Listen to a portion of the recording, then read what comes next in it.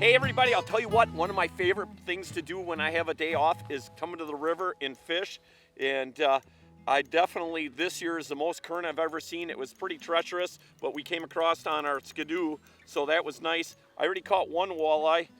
This, I think, is a little bigger than a walleye. Could be a sturgeon or a big pike. Definitely a sturgeon, though. If it was a pike, I would have had him up already.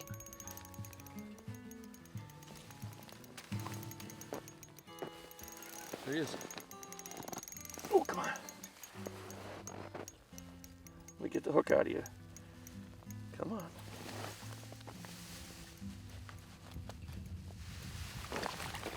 Oh. Woo! I love it. Loving it. Look at that. Hey, this sturgeon's a smart sturgeon. You know why? Why is that? Why? You ask why? Huh. Because you know what? He doesn't have to worry about anybody spearing him up here in the river. You stay up in the river, you're gonna live to be over 100. Yep. All right, let's let this guy go. They are so cool. Definitely a very cool fish. There you go, guy. Heck, gonna reborn. Gone. Again, what an awesome way. This is what a fishing guy does on his days off. Finds a little spot out of the middle of nowhere, takes his snowmobile, gets in here, goes across a bunch of open water, and fishing all by himself. Game on. Okay, everybody, we located a pretty decent pot of fish. We caught 3 or 4. Of course, I caught that sturgeon. We're kind of just moving around in this big hole that we're fishing. And it really ranges from about 8 feet down to about 22. So it is a decent sized hole. When you are fishing a lot of ice like this, and we're fishing river ice, and there is a lot of debris in this water, this is where the STX blades, the Ripper blades by Jiffy, really shine for sure. I mean, these things are incredible because you know what?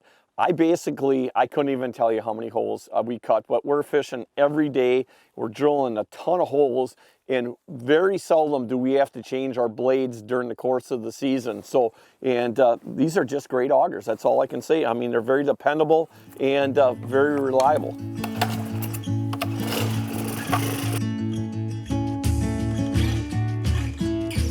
Hey, game on, another fish. I'll tell you what, I'm loving this again.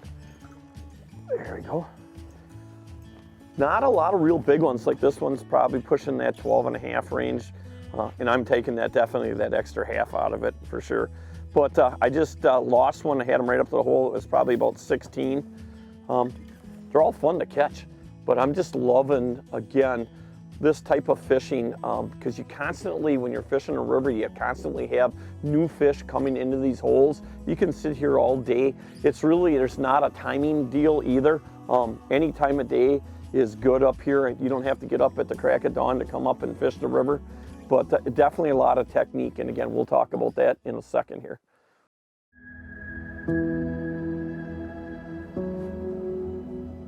Yes, I took, he's there, yep.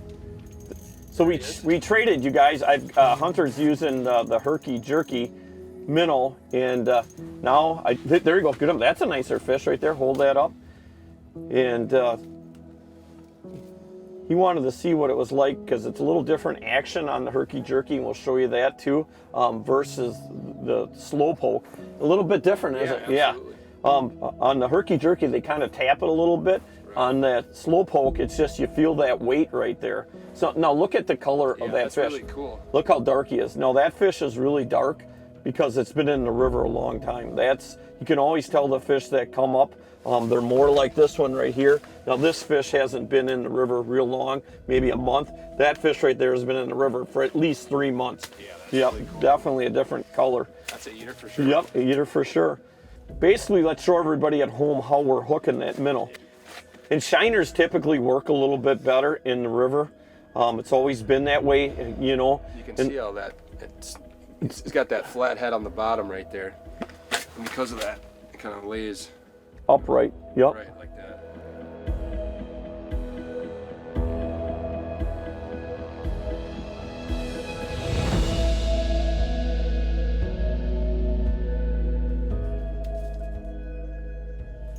Oh, hooked up again. Now, was that when you were sliding back again? Yeah. Yeah, it's almost every time, you guys, is when you're sliding that jig back. Ooh, there's a good one right there.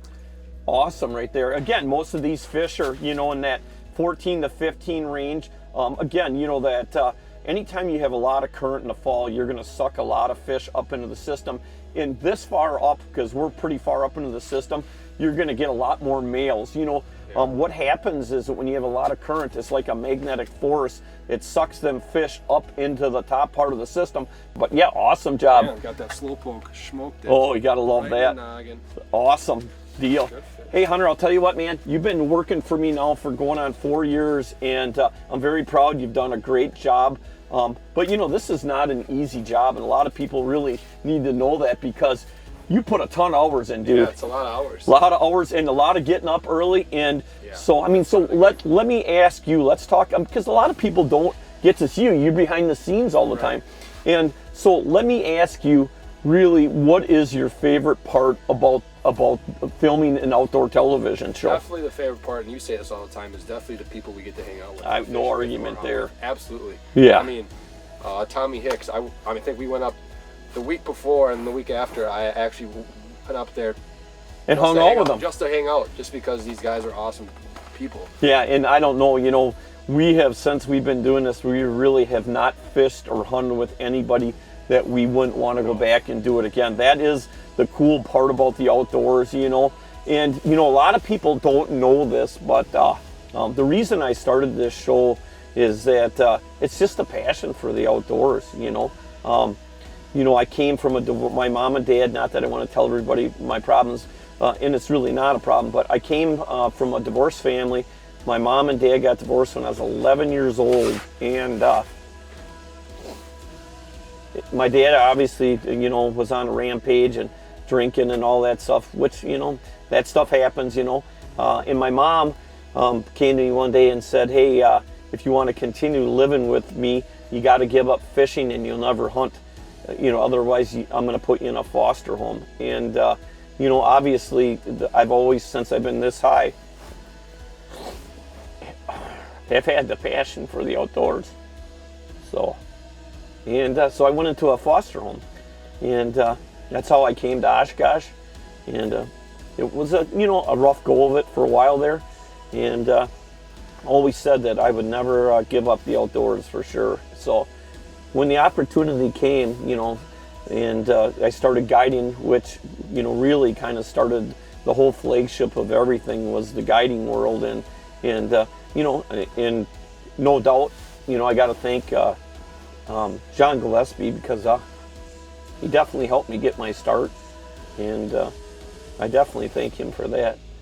You know, back then, you know, that was really the main part. If you had that golden opportunity to be able to film a show with a guy like that, you had a ton of business, and you know, it went from there.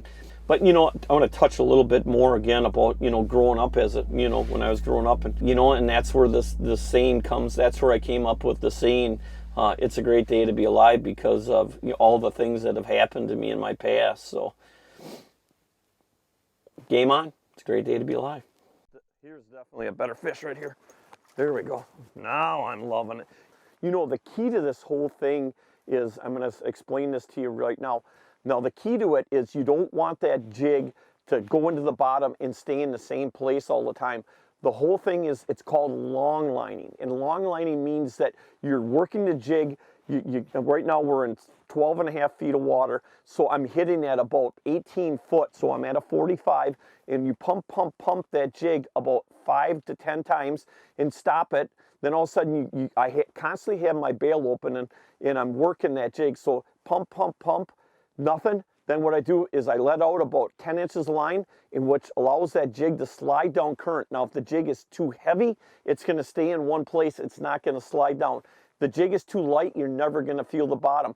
But what happens, I've watched it so many times on the camera, is that the walleyes actually, you're pumping it like this, and they're facing, looking at the jig. But as soon as you let out that line, that 10 inches to a foot of line, and pump it, it slides past them, and that's what really triggers them to bite. Every one of these fish so far that I've hooked up on has hit after I let out the line and pump it once or twice and bingo. So that is the key, to make sure that you have that jig so it slides down the current, but yet you have to be able to control the jig so it hits the bottom all the time. So that's the key to it right there. That's definitely eating quality. I'm keeping that one.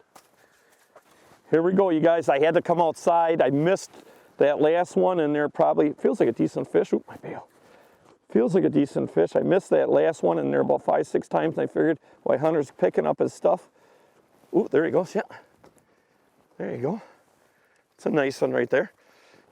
What a great way to end the day, so we can get back out and help Lance pick up everything. And they're all good fish. They're all that 14 to 15 inches. Just great eating fish. But the river has always been a special place for me. You know, I spent a lot of time as a kid with my dad in the river when I was real young, and it's always been my favorite place. And again, you know what, we decided to come up here today because cold fronts typically will not affect these fish nearly as much as it does out on the lake right there. Again, we got so much moving water. There's not a lot of pressure on these fish up here, and there is just a ton of fish in this top side of the system right there. All right. Up and out. Let's get out and get going. Hey, just remember one thing, everybody. It is definitely a place when you come that you have to be very cautious. You should always have your nebulous with you. You should always have your cell phone in a bag with you. Carry plenty of rope. All the safety precautions that you need for sure. Because if one thing happens in the river with all this current, you are going to get swept down and you won't be able to, obviously, you're going to have one chance at it. And if something happens that you fall through, you definitely want to have every opportunity to be able to save yourself. So, you know, having a nebulous and having safety lines and just knowing where you're going and fishing with somebody is very important for sure. Hey, everybody, we want to thank all of our great sponsors this week that sponsor our show each and every week. And especially, we want to thank you guys and gals that watch our show each and every week. It's no doubt that we're very proud of you guys and we appreciate everything. And remember, like I always say, it's definitely a great day to be alive.